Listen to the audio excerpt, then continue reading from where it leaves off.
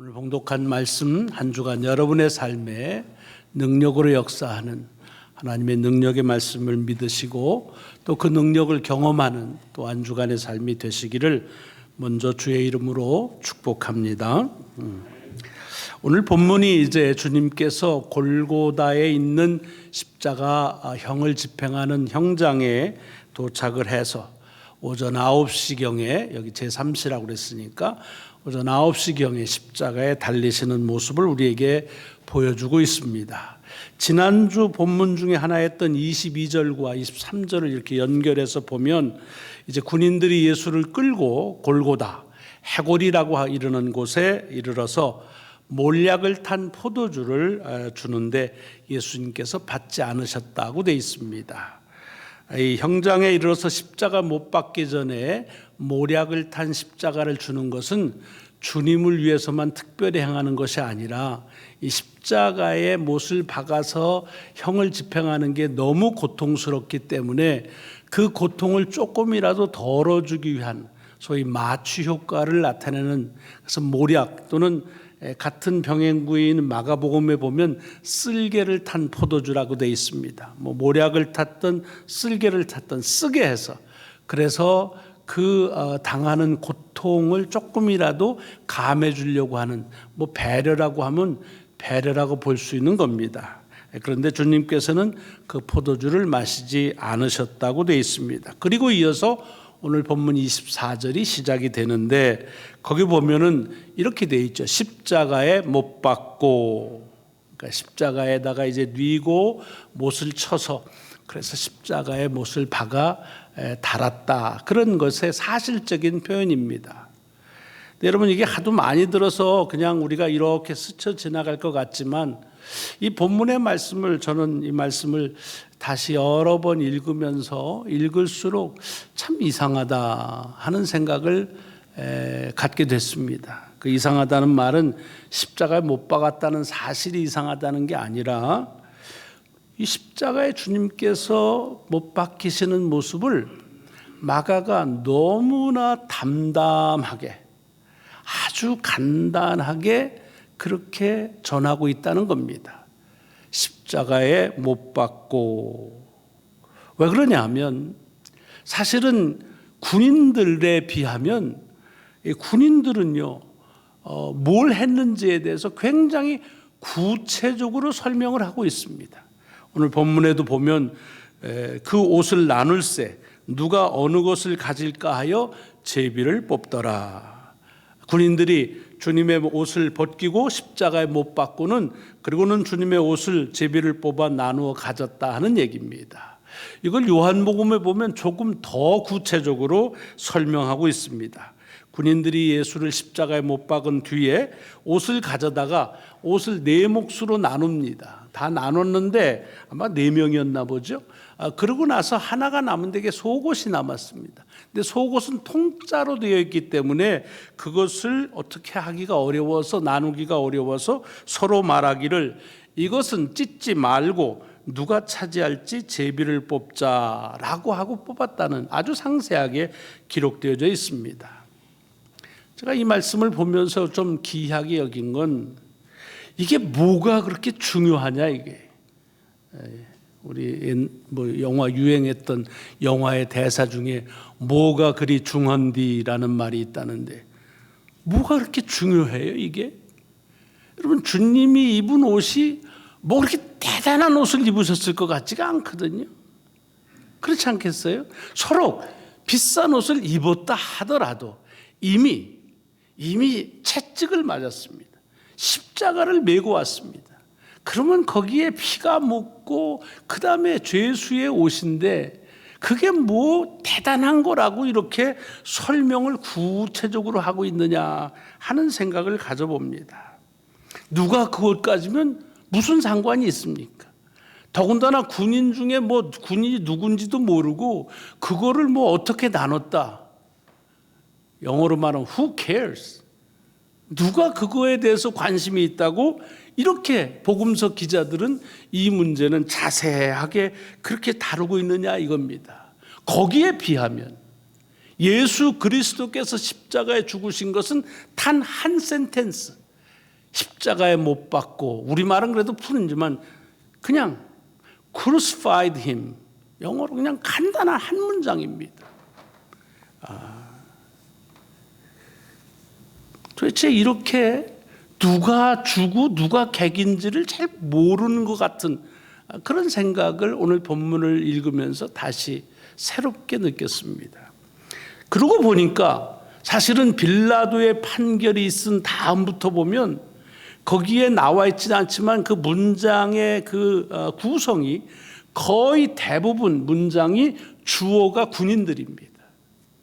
이를테면 군인들이 십자가를 매게 했고, 그리고 구레네 사람 시몬에게 대신 십자가를 지게 한 것도 군인들이었고, 모략을 탄 포도주를 준 것도 군인들이고, 주님을 십자가에 못 박은 이들도 군인들이고, 제비 뽑아 죄수의 옷을 나누려고 한 이들도 군인들이고, 유대인의 왕이라고 죄패에다가 쓴 것도 군인들이고, 주님 옆에 강도 2명을 동시에 형을 집행한 이들도 군인들입니다.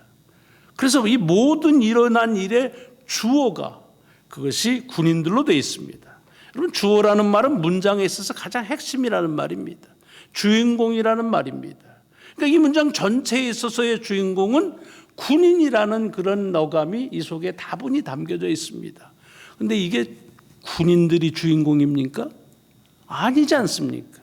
누가 주인공이에요? 예수 그리스도시죠. 다른 사람은 몰라도 복음서를 기록하는 복음서 기자들에게 있어서는 이 일들에 있어서 가장 그렇게 포커싱 해야 될 게 누굽니까? 군인이 아니지요. 주님의 모습을 더 포커싱을 했어야죠. 더군다나 주님이 이 땅에 왜 오셨습니까? 이렇게 십자가에 짊어지심으로 온 세상의 사람의 죄를 다 사하시기 위한, 말하자면 예수 그리스도가 이 땅에 오신 것의 최고의 클라이막스라고 볼 수가 있습니다. 그렇다고 한다면 적어도 복음서의 기자는 이 복음서를 읽고 있는 사람들의 그 관심이 예수 그리스도에게로 그것이 중점이 될 수 있도록, 포커싱할 수 있도록 그렇게 도왔어야 된다는 생각을 갖지 않으십니까? 전 그 생각이 들더라고요. 그런데 이게 뭐 주님이 말씀하셨는데 마가가 잊어버리고 안 한 건 아닌가 하는 의심이 갈 정도로 아주 간단하게 십자가에 못 박고 끝. 너무 담담합니다. 남의 얘기라도 이렇게 쓸 수는 없다 하는 생각을 가져보게 됩니다. 좀 더 리얼하게, 좀 더 구체적으로 그때 그 주님의 모습, 아니면 하신 말씀, 그 말씀은 무슨 말씀을 하셨을까, 아니면 그 어떤 모습이었을까 하는 것을 우리에게 알려줬어야 될 것 아니냐 하는 생각이 듭니다. 얼마나 아프셨을까, 얼마나 괴로우셨을까. 제가 이게 오늘 들었는데 이게 조금씩 전 거를 여러분들이 보셨는지 모르지만 아침에 노트북을 이게 있다가 요 엄지발가락 위에 그냥 꽉 떨어졌어요. 얼마나 아픈지요. 지금도 아파요. 아마 경험해 보신 분들은 아실 거예요. 무지 아파요. 봤더니 새카맣게 벌써 발톱이 있는 데가 죽었더라고요. 아니 그 위에 이렇게 물건 하나가 발에 찍혀도 아픈데, 그런데 주님께서 못을 쳐서 십자가에 달았다, 이게 십자가에 못 박고 라고 끝낼 일이냐 이거예요. 섭섭하죠. 섭섭하지 않으세요? 난 섭섭하더라고. 이 얘기를 들으면서 왜 이럴까? 아니 거기에 비하면 군인들의 모습, 군인들의 행동에 대해서는 아주 구체적으로 기록하고 있습니다. 물론 어떤 주석가들은 이 군인들이 했던 일들에 대해서 대단한 의미가 있는 것으로 해석하는 분들도 계십니다. 아마 많이 보시거나 들으셨을 겁니다. 이렇게 십자가에 못 박고 그 옷을 서로 나눠서 제비를 뽑는다는 걸 인간의 탐욕으로 봅니다. 근데 여러분 좀 지나친 것 같아요. 아니 뭐 죄수가 입던 옷자락 하나를 무슨 탐욕으로까지 봐. 그럴 거는 아닌 것 같아요. 또 어떤 데 보면은 십자가 위에 죄패에 유대인의 왕이라 쓴 것은 그들은 몰랐지만 유대인의 왕으로 인정한 거다. 아니지. 장난치는 거였어요. 말씀드렸잖아요. 예수 그리스도를 왕으로서의 외형적인 모습을 다 갖춰서 군인들이 했지만 그건 장난이었어요. 조롱하는 거였어요. 그러니까 여기 죄패를 유대인의 왕이라고 한 것도 이것도 그냥 장난치는 거예요. 의미를 거기에다 많이 두는 것은 그것은 좀 과장된 것이라 저는 그렇게 생각합니다. 그리고 이렇게 십자가에 못 박는 이것은 다른 사람은 안 했는데 주님만 유독 이렇게 했다. 그거 아닙니다. 그 당시에 여느 십자가의 형을 집행하든 거의 동일한 그냥 비슷한 절차를 가지고 하는 그런 겁니다. 누구를 십자가, 어느 죄인을 십자가 했어도 다 이런 과정을 통해서 하는 겁니다. 다만 이 본문 속에서 제 마음의 그 시선을 또는 마음이 끄는 건 뭐냐면 십자가에 못 박는 그런 그 주님을 십자가에 못 박는 군인들에 대해서는 굉장히 많은 구체적인 설명이 있는 것에 비해서 정작 십자가에 못 박히신 주님의 모습에 대해서는 별다른 언급이 없다는 것이 저는 기이하게 여겨지는 겁니다. 적어도 복음서를 쓴 기자라면 이러면 안 될 것 같다는 생각이 듭니다. 여러분 성경을 읽으실 때 언제나 말씀드렸습니다. 내가 생각하는 상식에서 벗어났다고 해서 그걸 상식적으로 해석할 이유도 없지만 거기에는 상식을 넘어서는 또는 상식과는 다른 하나님의 뜻이 있다고 하는 것을 전제하셔야 됩니다. 그래서 이건 말도 안 되는 소리하고 집어칠 것이 아니라 왜 그렇다면 복음서의 기자들은 주님께서 십자가에 달리시는 이 모습에 대해서 이렇게 십자가에 못 박고, 지금 못 박는 처지에 지금 조심은 안 돼. 못 박고 라고 하는 이 말, 이것을 이렇게 단순하게 이렇게 말하고 있는가 라고 하는 것에 대해서 한번 생각을 깊이 해볼 필요가 있다는 것입니다. 왜 그랬을까? 왜 마가는 주님께서 군인들이 하라는 대로 아무런 말도 없이 침묵으로 그대로 따르는 모습을 그렇게 전하고 있는 것일까라는 겁니다. 아까도 얘기했지만 지금 이렇게 주님이 침묵하시는 것은 저항할 힘이 없기 때문에 하시는 것입니까? 또는 하실 말씀이 없어서 지금 이렇게 그냥 침묵하시는 겁니까? 저항할 힘이라고 한다면 만약 저항하시려고 하면 게임도 안 되죠. 하실 말씀이 있으면 요한복음의 기자가 한 것처럼 정말 바다를 먹물 삼고 하늘을 두루마리 삼아도 다 쓸 수가 없을 만큼의 분량이 주께서 하시길 원하는 말씀이었을 것입니다. 그러니까 이것은 의도적으로 말씀을 안 하신 겁니다. 의도적인 침묵이 주님의 이 침묵이라는 말씀입니다. 왜 그랬습니까? 그것은 단 한 가지입니다. 주님이 말씀하지 않으신 것은 말씀하실 말씀이 없어서가 아니라 하나님께서 이미 말씀하신 그 말씀대로 이루고 있는 것을 우리는 보아야 된다는 말입니다. 이게 과정에서 보면 마가는 아주 단순하게 주님의 십자가의 처형의 모습을 객관적으로 묘사하고 있는 것 같지만 이미 그 속에는 이미 말씀하신 하나님의 약속, 예언의 말씀들이 하나하나 이루어지고 있다고 하는 것을 암시하고 있습니다. 모략을 넣은 포도주를 주는데 그것을 마시지 않은 건 내가 이게 죽기 전에 무슨 좋은 포도주 먹어도 상관없는데 모략을 넣은 걸 왜 먹어? 그러는 꼬장 부리는 얘기가 아닙니다. 기억나시나요? 주님께서 제자들과 유월절 식사를 하시면서 하신 말씀이 있습니다. 뭐라고 그러셨습니까? 내가 포도나무에 난 것을 하나님 나라에서 새 것으로 마시는 날까지 다시 마시지 아니하리라. 주님의 말씀을 이루는 것입니다. 군인들이 제비를 뽑아 옷을 나누는 것, 이것이 구차하리만큼 그렇게 치사한 것처럼 하는 그런 한 장면을 묘사한 것이 아닙니다. 시편 22편 18절에 보면은 고난당하시는 구주에 대한 메시아에 대한 말씀을 하면서 이렇게 말합니다. 내 겉옷을 나누며 속옷을 제비 뽑나이다. 이 말씀이 이루어지고 있다는 것을 마가는 우리에게 전해주고 있는 겁니다. 십자가에 못 박히시는 것, 두말할 것도 없이 이사야가 53장에서 말씀하고 있는 것을 그대로 그 말씀이 이루어지고 있는 것을 보지 않습니까? 이사야 53장 3절과 4절에 이렇게 묘사되어 있습니다. 그는 멸시를 받아 사람들에게 버림받았으며 간고를 많이 겪었으며 질고를 아는 자라. 마치 사람들이 그에게서 얼굴을 가리는 것 같이 멸시를 당하였고 우리도 그를 귀히 여기지 아니하였도다. 그는 실로 우리의 질고를 지고 우리의 슬픔을 당하였거늘 우리는 생각하기를 그는 징벌을 받아 하나님께 맞으며 고난을 당한다 하였노라. 이사야가 한 말씀이 말씀대로 이루어지고 있는 것을 마가는 담담하게 예수 그리스도의 십자가를 지심을 통해서 우리에게 전하고 있는 것입니다.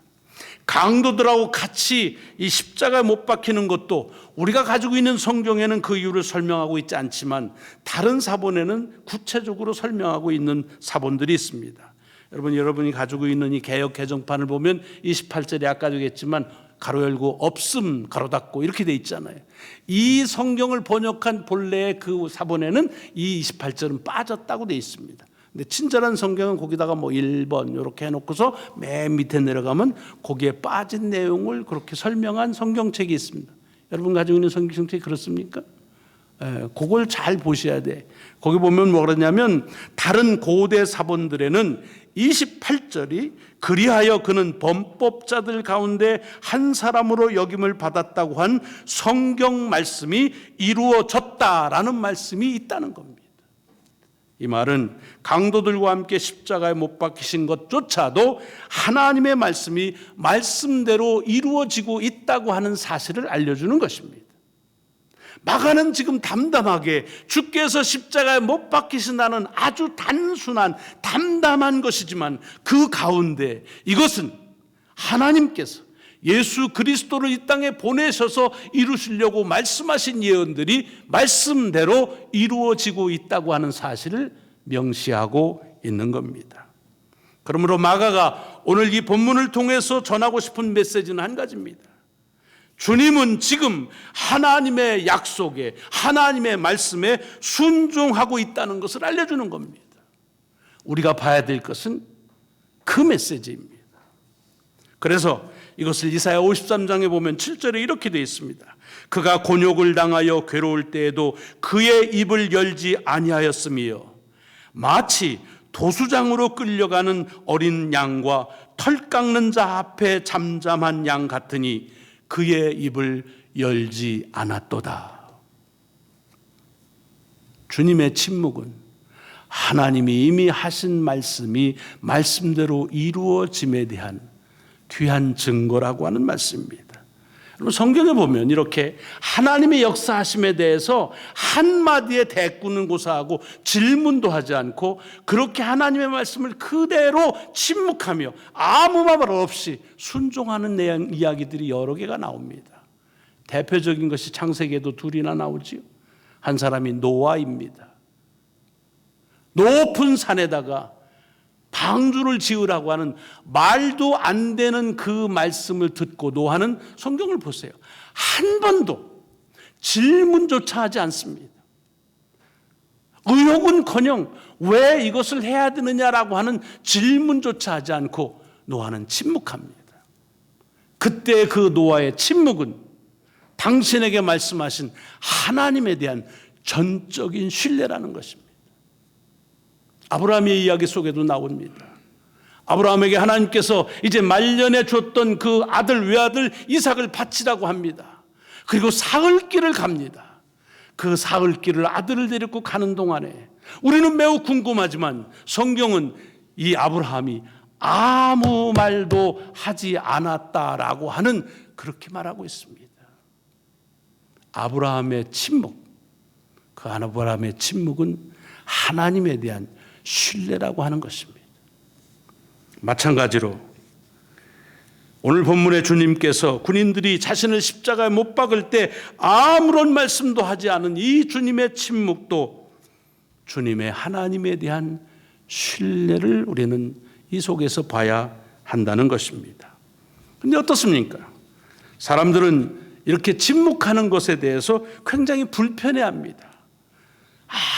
아무 얘기하지 않으면 굉장히 부담이 됩니다. 그렇죠? 우리는 침묵하는 것보다 말하는 걸 좋아하고 말 듣는 걸 좋아합니다. 아니면 최소한도 그 말하고 하는 것들을 보는 것을 좋아합니다. 그래서 몇 해 전에 나온 영화 중에 노아라는 영화를 보셨습니까? 그 노아의 영화에서의 주목이 뭡니까? 각본이 어떻게 되어 있습니까? 성경에는 하나님의 말씀을 들은 노아가 아무런 대꾸도 하지 않은 침묵으로 이어지는데, 이 제작자, 이 각본을 쓴 사람의 관심은 어디 있습니까? 그때 노아는 무슨 생각을 했을까? 그때 노아는 뭐라고 말했을까? 하는 것으로 영화가 전개되고, 그것이 궁금해하는 사람들의 마음에서 그 궁금증을 굉장히 이렇게 뭐라고 그러나요? 대답해주는 그런 묘한 맛이 있습니다. 아브라함의 영화를 보셨습니까? 아브라함의 영화도 아들 이삭을 데리고 사흘 길을 가는 동안 성경에는 나타나 있지 않느냐. 그러나 그 길을 가면서 아브라함은 애비로서 어떤 생각을 했을까? 어떻게 행동했을까에 대한 것을 영화하는 일들, 이것을 사람들은 매우 좋아합니다. 또 그런 영화들이 잘 되었다라고 그렇게 평합니다. 예수 그리스도에 대한 영화도 마찬가지죠. 여러분, 예수 그리스도에 대한 영화 여러 개 나와 있지만 얼마 전에 나온 패션이라는 영화를 보십시오. 십자가에 달리실 때 그 쓰라린 고통, 그리고 그 주님께서 어떻게 그것을 견뎌내시는지에 대한 뼈저리는 아픔, 이런 것들을 깊게 이렇게 클로즈업해서 그래서 묘사하고 있는 것을 우리는 기억할 수가 있습니다. 우리는 말을 하는 것을 좋아하고 말 듣는 것을 좋아하지 침묵은 불편해합니다. 그러나 마가는 오늘 본문에서 이렇게 사람들이 보고 싶어하고 듣고 싶어하는 주님의 말씀이나 모습 대신에 묵묵히 아무런 말씀도 없이 침묵하며 하나님이 이미 말씀하신 그 말씀이 말씀대로 이루어지고 있다는 사실만을 담담하게 증거하고 보여주고 있다고 하는 것입니다.